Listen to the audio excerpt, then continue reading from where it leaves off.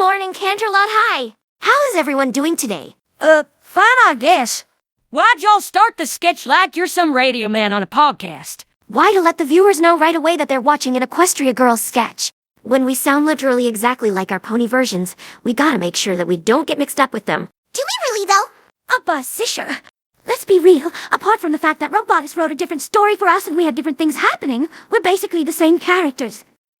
Which makes me wonder again, who even came up with this entire dumb concept of making a second cast identical to the first one and then selling that as its separate new thing? I think they go by the name Hasbro. Don't forget it was their idea to make the spin-off. Yeah, but didn't we establish in the series that we originally had nothing to do with Equestria? And now we just happen to exist as a mirror dimension that happened to be inhabited with exact human versions of the ponies. Honestly, I have no fucking clue what you're talking about.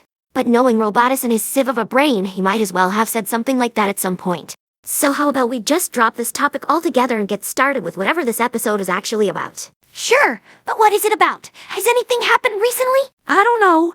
Ever since that last sketch ended, I've sort of just been doing my own thing. Well, perhaps it has something to do with that. What have you been doing? Nothing special, really.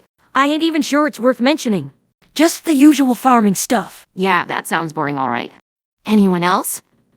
Fluttershy? I'm very glad you're asking, because I indeed have been doing something interesting and noteworthy.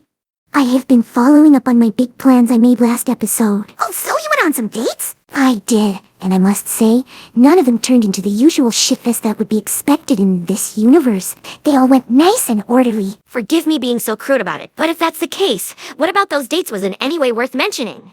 People come to watch this channel for some fucked up and over-the-top shit, not to just listen to your dating journal. Well, it's not my fault that these morons couldn't read a fucking title that alone should have let them know what this episode is about. Oh yeah, because the titles Robotus uses for his videos are always so telling and precise.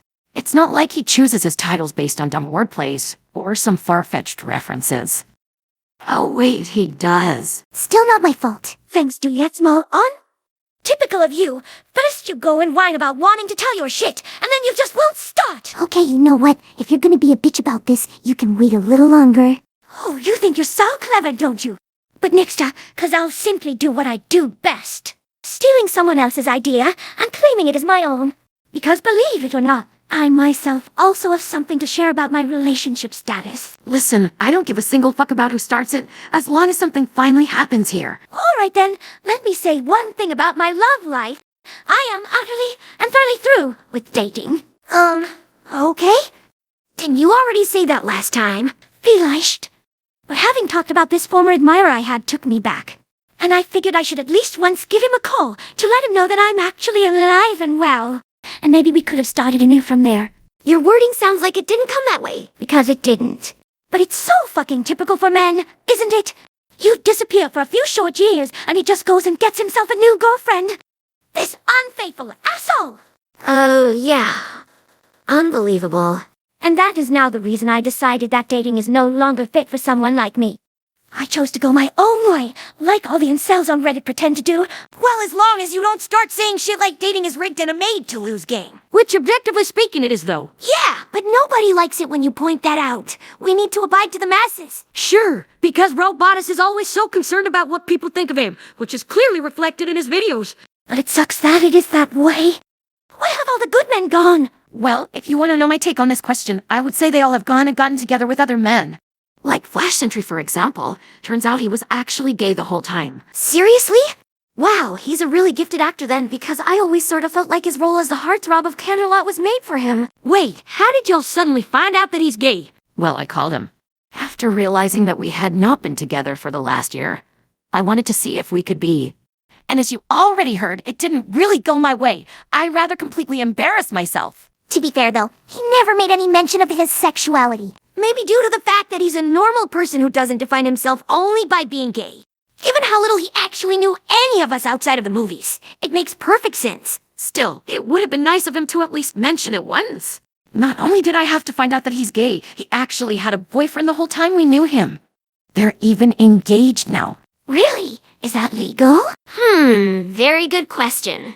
Is gay marriage legal in 2022 in a country that obviously resembles America? Gee, I wonder! Yeah, I know it is lawful! But do we accept it in this series? Huh? Oh, you silly goose! What kind of question is that? Of course not.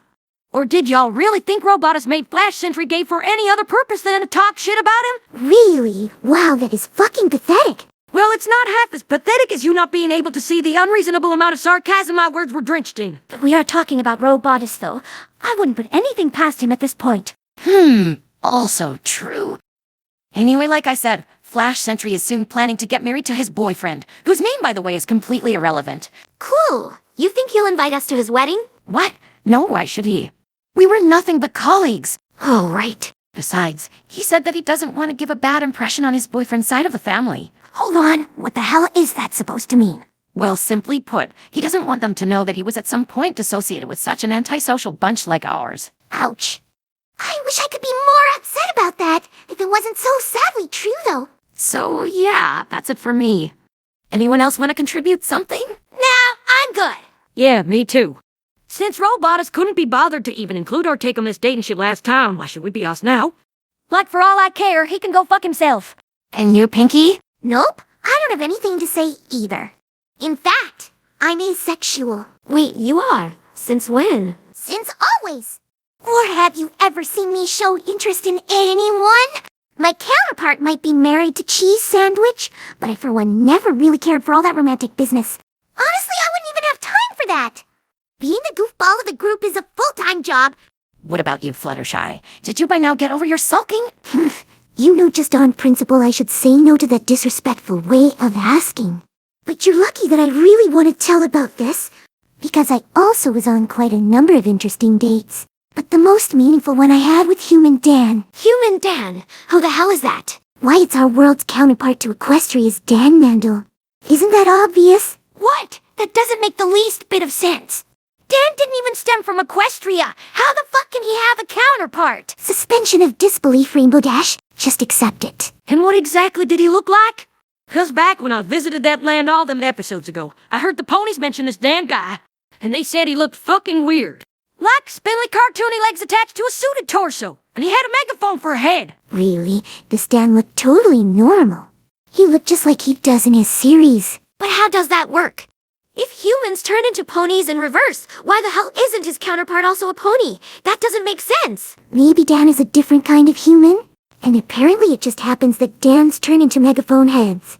No reason to be racist about it. At what point was anything of what I said racist? So I'm guessing you two had a nice time together when you said that he was the most meaningful. Yes, definitely. But I'm afraid we are out of time for this episode. What? But your story was the main reason Robotus even made the sketch. Well, then maybe he shouldn't have wasted time with all those other pointless bits and gotten straight to the point. But luckily, only the viewers really have to suffer for this. Because for you, no time at all is gonna pass. I'll be telling my date story in the form of a flashback. I see. So Robotus is gonna have to transition, mark the switch between episodes. How very meta of him. Alright then, girls. Here we go.